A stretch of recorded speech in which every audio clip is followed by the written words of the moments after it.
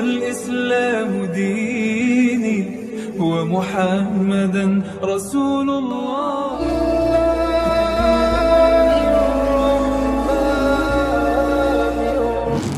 Kita untuk pagi hari ini kita sampai kepada peristiwa yang cukup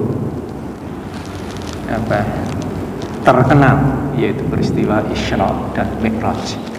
Kemarin yang sudah kita pelajari, peristiwa Isra dan Mi'raj ini adalah bentuk perhatian Allah kepada Nabi Muhammad SAW sebagai penawar, sebagai obat, sebagai penghibur kepada Nabi Muhammad SAW, dikarenakan peristiwa-peristiwa sebelum Isra Mi'raj ini peristiwa-peristiwa yang sangat menyedihkan hati. Ya, mulai ditinggal oleh orang-orang terdekatnya, para pembela dakwahnya, sampai gambaran Nabi bagaimana susahnya dakwah pada saat itu. Sampai-sampai Nabi kita Muhammad SAW itu menyerahkan dakwah ini kepada Allah SWT. Ya, kemarin sudah kita sampaikan ketika Rasulullah di Taif. Kemudian salah satu bentuk perhatian Allah kepada nabinya, penghibur nabi ini adalah dengan Isra dan Mi'raj. Apa itu Isra dan Mi'raj?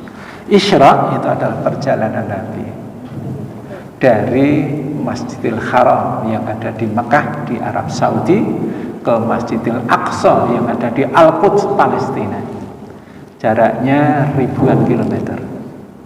Ya, peristiwa ini disebut dengan peristiwa Isra, yaitu Nabi pada malam itu berada di Masjidil Haram, kemudian naik sebuah kendaraan yang disebut dengan buraq.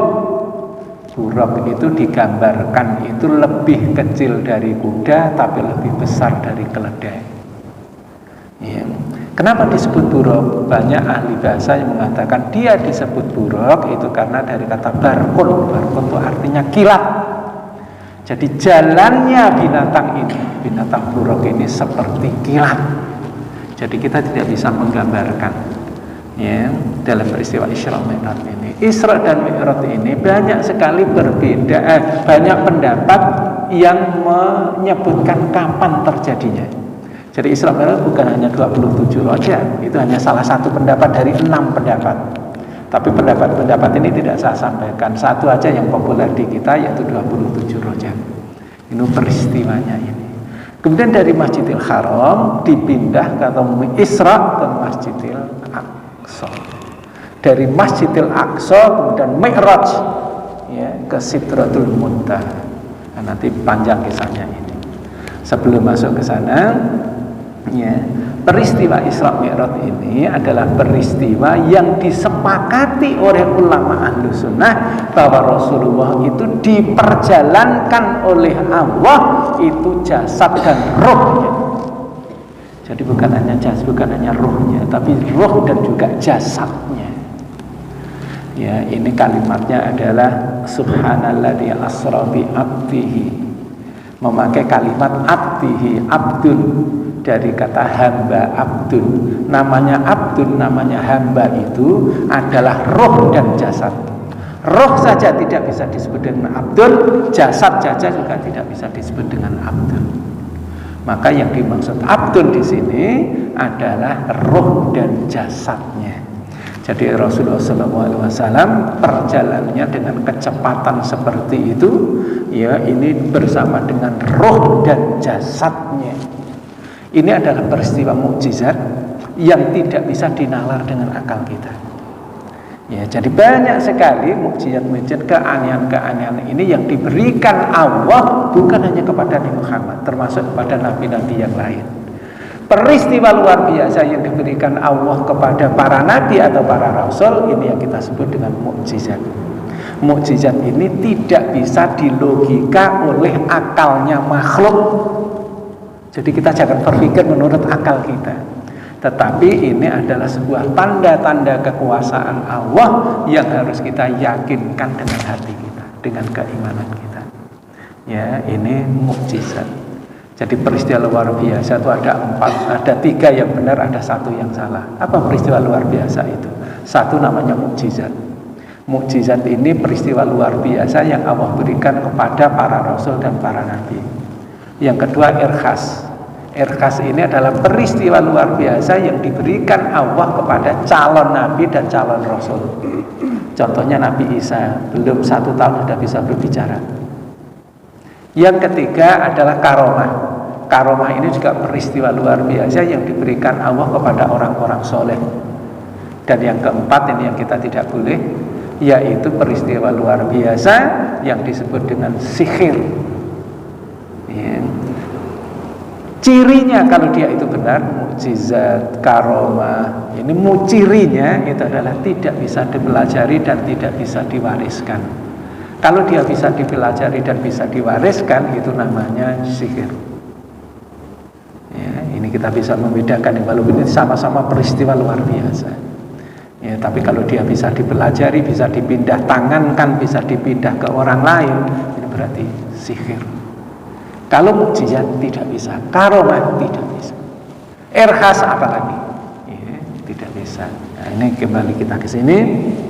Ya, ini adalah mukjizat. Kemudian Rasulullah itu diperjalankan roh dan jasadnya. Kita pernah tidak melihat meteor? Meteor itu bintang jatuh dari atas itu namanya meteor. Dari atas kemudian jatuh ke bawah. Habis, hancur, ataukah tutup meteor? Hancur atau habis? Ya, ada yang sampai ke tanah tapi kecil-kecil. Dari atas apakah kecil? Bukan, dari atas besar sekali. Ya, meteor-meteor yang jatuh gitu. Ya, kenapa dia hancur sampai ke tanah? Sampai di tanah dia tinggal kecil atau hancur? Karena pergesekan dengan oksigen, kemudian dia terbakar.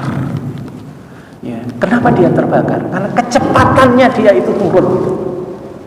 Ya, sehingga jarang sekali meteor itu sampai ke bumi. Ya, yang jadi masalah di sini, Nabi Muhammad ini berjalan lebih cepat daripada meteor. Kenapa Nabi Muhammad tidak hancur? Kenapa bulog tidak hancur? Inilah mukjizat dari Allah Subhanahu wa taala. Ya. Isra dari Masjidil Haram ke Masjidil Aqsa. Kemudian Rasulullah SAW itu menaiki sebuah kendaraan yang kita sebut dengan buraq. Kemudian sampai di Masjidil Aqsa, kemudian Rasulullah itu sholat di Masjidil Aqsa 2 rakaat, kemudian ditemui oleh malaikat Jibril, kemudian oleh malaikat Jibril diajak ke Sidratul Muntaha. Ini yang nanti sedikit akan saya sampaikan di sini. Moga-moga waktunya sampai. Ya, kalau tidak sampai nanti 2 periode atau 3 periode peristiwa Isra Mi'raj. Kemudian di dalam perjalanannya itu, ya, Rasulullah ditemani oleh malaikat Jibril. Dan malaikat Jibril ini memperlihatkan wujud aslinya. Ya. Berapa kali Rasulullah itu ketemu dengan malaikat Jibril dalam bentuk aslinya? 2 kali. Yang pertama adalah ketika wahyu kedua turun, dan yang kedua adalah ketika Isra Mi'raj. Ya, bagaimana gambarannya malaikat Jibril itu? Malaikat Jibril itu kalau sayapnya dia itu punya 600 sayap. Apabila sayapnya itu dibentangkan, maka ufuk barat dan ufuk timur itu tertutupi oleh sayapnya itu. Jadi malaikat Jibril itu bukan orang kecil, malaikat Jibril itu besarnya luar biasa besar. Tetapi malaikat Jibril ini bukan makhluk terbesar, bukan malaikat terbesar. Malaikat terbesarnya itu adalah malaikat Israfil, sang peniup sangkakala. Ya. Ini besarnya satu sayapnya saja itu sebanding dengan besarnya malaikat Jibril. Kalau dia punya 600 sayap, berarti besarnya 600 kali besarnya malaikat Jibril. Padahal malaikat Jibril itu ketika Rasulullah itu berdiri itu sampai kakinya saja nggak sampai. Setinggi kakinya saja itu tidak sampai. Ya, inilah yang menemani Rasulullah SAW. Kemudian dalam perjalanan itu, ini dikisahkan oleh Imam Bukhari dan juga Imam Muslim. Saya bacakan saja di sini ya. Di dalam perjalanannya itu, kemudian Rasulullah SAW bersama dengan malaikat Jibril Mi'raj. dari Masjidil Aqsa menuju ke batas langit yang kita tidak bisa berpikir tentang masalah itu. Ketika melewati langit pertama, malaikat Jibril ini izin kepada sang penjaga, malaikat penjaga langit, maka dibukalah langit yang pertama ini. Ketika langit pertama itu dibuka, maka ternyata di sana yang ada yang menghuni langit pertama adalah bapaknya manusia, yaitu Nabi Ibrahim. Nabi Adam. Jadi Nabi Adam inilah yang pertama ditemui oleh Nabi Muhammad SAW ketika Mi'raj. Kemudian oleh malaikat Jibril diajak lagi ke langit yang kedua. Kemudian di langit yang kedua itu Rasulullah bertemu dengan Nabi Yahya dan Nabi Isa. Nabi Yahya bin Zakaria dan Nabi Isa bin Maryam. Kemudian dinaikkan lagi ke langit berikutnya, langit yang ketiga, maka Nabi bertemu dengan Nabi Yusuf. Nabi Muhammad ini bertemu dengan Nabi Yusuf. Kemudian di langit yang keempat, Nabi Muhammad ini bertemu dengan Nabi Idris. Di langit yang kelima, Nabi Muhammad bertemu dengan Nabi Harun. Di langit yang keenam, Nabi Muhammad bertemu dengan Nabi Musa. Ini yang kita ingat-ingat yang keenam, Nabi Musa. Dan di langit tertinggi, yaitu langit yang ketujuh, Nabi Muhammad ini bertemu dengan Abul Anbiya, yaitu Nabi Ibrahim alaihissalam. Ya, ini urutan-urutan pertemuan Nabi. Kemudian setelah sampai ke langit yang ketujuh, malaikat Jibril masih mengajak Nabi ini untuk lebih dekat kepada Allah Subhanahu wa taala, yaitu tempat yang namanya Sidratul Muntaha. Ya, inilah tempat tertinggi yang dihuni oleh manusia. Ketika sampai di tempat itu, maka diangkatlah Baitul Ma'mur, didekatkan dengan Rasulullah SAW. Malaikat Jibril yang waktu itu dalam wujud aslinya itu tidak sanggup lagi untuk berjalan ke arah depan dan mempersilahkan kepada Nabi kita Muhammad SAW untuk berjalan lebih dekat kepada Allah Subhanahu wa taala. Dalam pikiran kita jangan menganggap bahwa langit itu di atas, tidak. Jangan menganggap bahwa Allah itu di atas, tidak. Allah ada di mana-mana dan langit itu bukan di atas. Kalau malam hari langit itu di bawah kita. Kalau siang baru langit itu di atas kita. Nah, ini gambaran kita tentang langit-langit ini. Kemudian penghuni-penghuninya para nabi itu yang semuanya nabi yang ditemui oleh Nabi itu kemudian mengakui keberadaan Nabi Muhammad SAW sebagai penutup para nabi. Ada satu peristiwa ketika Nabi ini meninggalkan Nabi Musa alaihissalam, maka Nabi Musa ini menangis. Ketika ditanya, wahai Musa, kenapa engkau menangis? Maka jawaban Nabi Musa itu adalah, saya ini menangis karena ada Nabi sesudahku di mana umatnya akan masuk surga jauh lebih banyak daripada umatku. Padahal umatnya Nabi Musa itu sampai sekarang ini masih ada, yaitu orang-orang Yahudi yang mengaku sebagai orang-orang yang berkitabkan Taurat, yaitu Nabi Musa. Ya, kemudian ketika sampai ke Sidratul Muntaha, kemudian didekatkan sekali dengan Allah Subhanahu wa taala, kemudian Allah memerintahkan kepada Rasulullah untuk kewajiban melaksanakan sholat. Ya, jadi sholat itu diwajibkan setelah sholat 5 waktu itu diwajibkan setelah peristiwa Mi'raj ini. Berapa saat itu yang ditentukan? Saat itu yang ditentukan oleh Allah adalah 50 waktu, bukan 50 rakaat, 50 waktu. Ya, kemudian ketika menghadap Allah Subhanahu wa taala dan selesai mendapat perintah itu, maka Rasulullah ini turun melewati langit-langit tadi. Pada langit yang ke-6 ketemu dengan Nabi Musa. Ditanya oleh Nabi Musa, ya Muhammad, apa yang diperintahkan Allah kepadamu? Maka Rasulullah mengatakan, aku diperintahkan untuk umatku sholat 50 rakaat.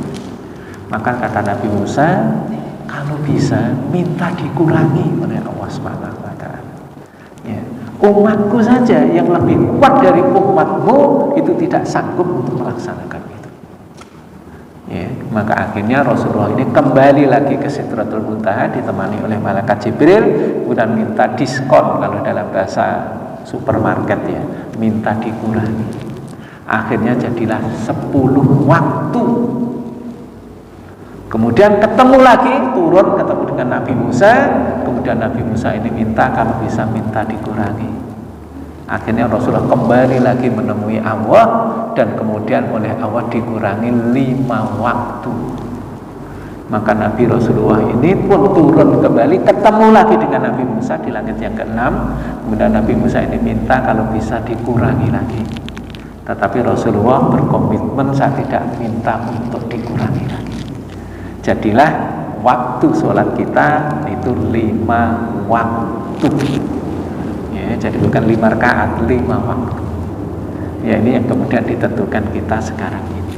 Kemudian setelah peristiwa itu, Rasulullah dikembalikan lagi ke Masjidil Aqsa. Ya, dikembalikan lagi ke Masjidil Aqsa, dan saat itu juga dikembalikan lagi ke Masjidil Haram. Dalam waktu berapa jam tidak ditentukan, dalam waktu malam itu terjadilah peristiwa Isra dan juga Mi'raj ini. Ya, jadi berdalam satu malam perjalanan dari Mekah ke Palestina ini, kalau dalam bahasa biasa, perjalanan biasa itu sekitar membutuhkan waktu 15 sampai 20 hari untuk lewat dari Mekah ke Masjidil Aqsa ini. Dan itu Rasulullah dalam waktu malam itu bukan hanya ke Aqsa, tapi juga ke Sidratul Muntaha. Ketika Rasulullah sudah sampai ke Mekah, sudah sampai ke Masjidil Haram, maka Rasulullah ini bercerita kepada penduduk Mekah. Ya, cerita kepada penduduk Mekah, kalau semalam saya itu berjalan ke Masjidil Aqsa. Dari Masjidil Aqsa saya tembus ke langit yang ke-7. Kemudian saya balik lagi ke Masjidil Aqsa dan balik lagi ke Masjidil Haram. Kira-kira andaikan ada semut nih, cerita dengan sesama semut. Semut. Ini semut Jakarta ini, Saya itu semalam itu dari Surabaya. Kira-kira semut yang lain percaya nggak? Masa kamu semut perjalanan semalam ke Surabaya? Ya, kakimu berapa kok bisa jalan ke Surabaya itu? Ya. Tidak akan ketemu akalnya semut, nggak akan ketemu. Padahal semut yang cerita itu tadi itu nempel di mobil malam atau di pesawat. Ya. Karena kalau ceritanya ini juga tidak akan dipercaya oleh manusia. Nabi bercerita kepada penduduk Mekah, justru penduduk Mekah ini menjadikan alat yang disampaikan oleh Nabi ini supaya orang-orang Islam itu semakin ragu. Ya. Kemudian Nabi ini setelah bercerita, kemudian tanggapannya orang-orang Mekah adalah seperti itu, bahwa ini tidak bisa diterima oleh akal manusia. Sehingga orang-orang kafir, orang-orang musyrik itu bahkan ada yang menjadikan peristiwa ini dipakai untuk alat kepada orang Islam supaya orang Islam ini semakin ragu. Sehingga orang kafir ini cerita, Muhammad cerita begini dan lain sebagainya. Bagaimana pendapat kamu? Yang ditanyain orang-orang Islam. Kalau orang Islam yang tingkatan keimanannya itu kayak kita, kayaknya nggak ada yang percaya. Kemudian ada orang kafir ini, ini saya akan tanyakan kepada orang yang dianggap paling dekat dengan Nabi Muhammad, yaitu Abu Bakar As-Siddiq. Saya cerita kepada Abu Bakar As-Siddiq. Kemudian orang kafir ini bercerita kepada Abu Bakar As-Siddiq tentang kondisinya, apa yang diceritakan oleh Nabi Muhammad SAW. Maka orang-orang kafir ini menyampaikan ini kepada Abu Bakar, dan jawaban Abu Bakar adalah, siapa yang cerita seperti itu? Yang cerita itu teman kamu, yaitu Muhammad itu. Maka apa jawaban Abu Bakar? Jangankan cerita seperti ini, dia cerita lebih dari ini pun aku percaya. Mulai saat itulah Abu Bakar As-Siddiq mendapat gelar As-Siddiq, orang yang membenarkan. Ya, jadi Abu Bakar As-Siddiq itu nama aslinya itu Abu Bakar, itu nama panggilan bukan nama aslinya. As-Siddiq itu gelar, yaitu orang yang selalu membenarkan apa yang disampaikan oleh Nabi Muhammad SAW. Ya, ini jalan ceritanya tentang Isra dan Mi'raj. Ya, waktunya tidak cukup. Insya Allah nanti Isra Mi'raj yang kedua, hikmah-hikmah yang kita ambil dari peristiwa Isra dan Mi'raj. Ya, ini adalah peristiwa-peristiwa yang sangat luar biasa. Kemudian paginya, setelah malamnya itu Rasulullah Isra dan Mi'raj, maka paginya malaikat Jibril datang dalam wujud biasanya, bukan wujud aslinya, kemudian menyampaikan kepada Rasulullah tentang sholat dan waktu-waktu sholatnya. Ya, mulai dari wudhu sampai waktu-waktu sholatnya. Kalau sholat sebelum Isra Mi'raj itu Nabi sudah sholat, tapi sholatnya 2 rakaat, pagi hari dan sore hari. Pagi hari 2 rakaat, sore hari pun 2 rakaat. Ya, tetapi untuk 5 waktu itu terjadinya di peristiwa Isra dan Mi'raj ini. Ya, ini yang harus kita dalami di dalam peristiwa ini. Kemudian ya, apa rahasianya sampai Allah ini memberikan mukjizat-mukjizat, tanda-tanda kekuasaannya ini kepada para nabi ini? Harapannya adalah supaya para nabi ini itu lebih yakin terhadap keberadaan Allah SWT. Ya, ini untuk pelajaran bagi kita, ya, sedikit pelajaran untuk pagi hari ini, supaya kita ini yakin kepada Allah SWT. Kita harus tahu cara jalan mengenal Allah SWT. Apa caranya? Cara untuk mengenal Allah SWT adalah dengan tanda-tanda kekuasaannya Allah, dengan mukjizat, dengan tanda-tanda kekuasaannya Allah. Bukan hanya kepada Nabi Muhammad ini diberikan, tapi juga kepada nabi-nabi yang lain. Salah satunya adalah nabi yang kemarin kita peringati, yaitu Idul Adha, Nabi Ibrahim alaihissalam. Maka kalimatnya Allah adalah wa kadzalika nuri Ibrahim malakutas samawati wal ard wa liyakuna minal muqinin. Dan demikianlah aku perlihatkan kepada Ibrahim tanda-tanda kekuasaanku yang ada di langit dan ada di bumi, supaya lebih yakin. Ya. Jadi cara kita untuk mengenal bahwa Allah itu ada atau tidak, itu adalah dengan tanda-tanda kekuasaan Allah SWT. Sekarang saya tanya ke adik-adik, ya, kenal tidak dengan bebek? Kenal, bebek itu kenal, kita semua kenal bebek. Ketika bebek itu menetas, kemudian dia kering, kering bulunya, kemudian bebek ini kita taruh di air, bisa berenang nggak bebek? Langsung bisa berenang bebek itu. Sekarang yang menjadi pertanyaan, yang ngajarin bebek berenang itu siapa? Inilah tanda-tanda kekuasaannya Allah SWT. Ya. Jadi dengan tanda-tanda kekuasaan itulah baik yang qauliyah yang tertulis di dalam Al-Quran maupun kauniyah yang ada di alam ini. Ya. Jadi cara mengenal Allah itu adalah dengan cara mengenal tanda-tanda kekuasaan Allah SWT. Ya, salah satunya adalah bebek tadi. Dengan adanya tadi bebek bisa langsung berenang, itu membuktikan bahwa bebek ini pasti ada yang ngajari. Siapa yang ngajari? Yaitu Allah SWT. Ya. Nah, ini yang harus kita yakinkan ke dalam diri kita. Jangan sampai mengenal Allah itu dengan indera, karena indera itu menipu. Pernah nggak kita berdiri di rel kereta api? Ada rel kereta api, lurus rel kereta api. Dalam pandangan mata kita, rel itu bertemu enggak? Bertemu, seolah-olah rel itu lurus, nanti dia akan bertemu gitu. Pandangan mata kita itu akan mengatakan rel kereta itu akan bertemu.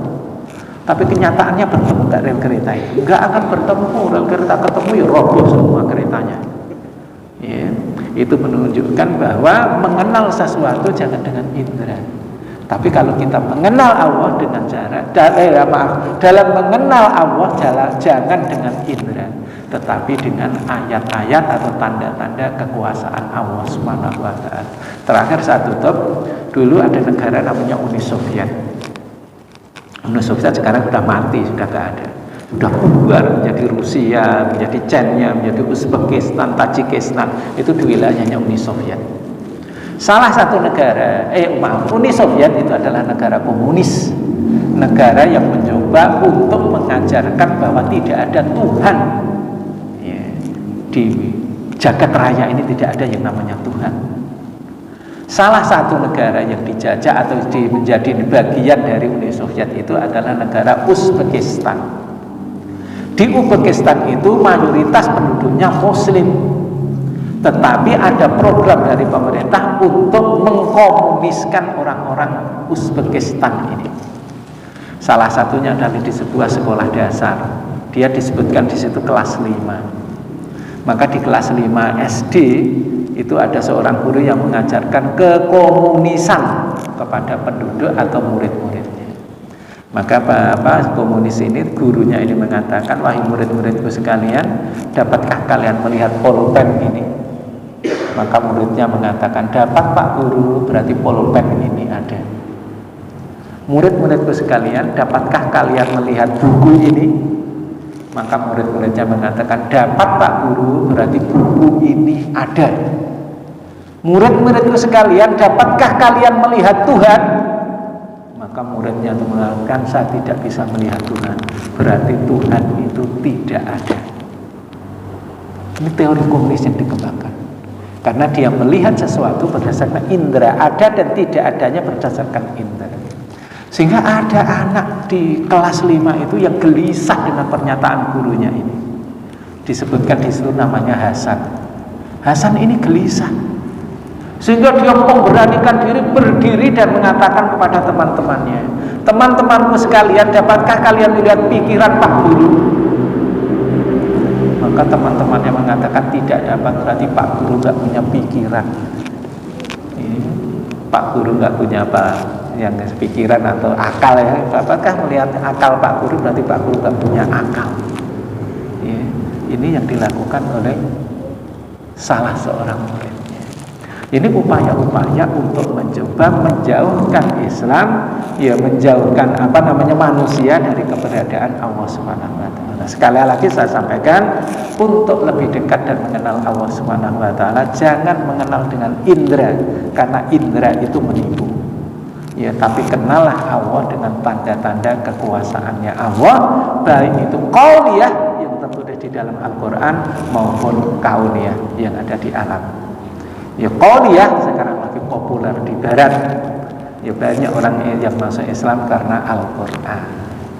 Ya, mungkin ini ya sedikit ya, sebelum kita nanti untuk pekan depan kita Isra Mi'raj, mengambil hikmah dan pelajaran dari peristiwa Isra dan Mi'raj ini. Mungkin demikian, wabillahi taufiq wal hidayah. Assalamualaikum warahmatullahi wabarakatuh. Silakan Pak Caca.